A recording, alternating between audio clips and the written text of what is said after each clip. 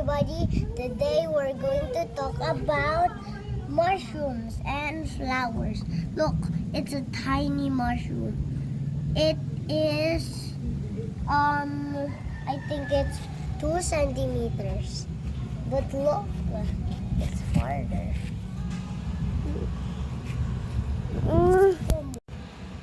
Look, everybody. Hi, look.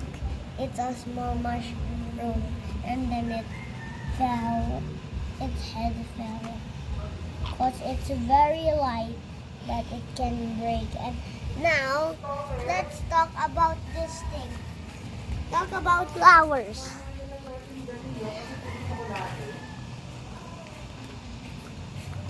Can you see this thing? This is a flower. This is a flower. Flowers. Flowers everywhere. Whee! Next, let's talk about the big mushroom.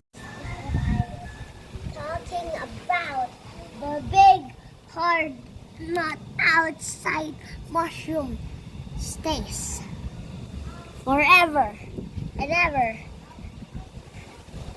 And there's more things. A flower. You see, it's very spiky. And next, we have the best flower called the leaf.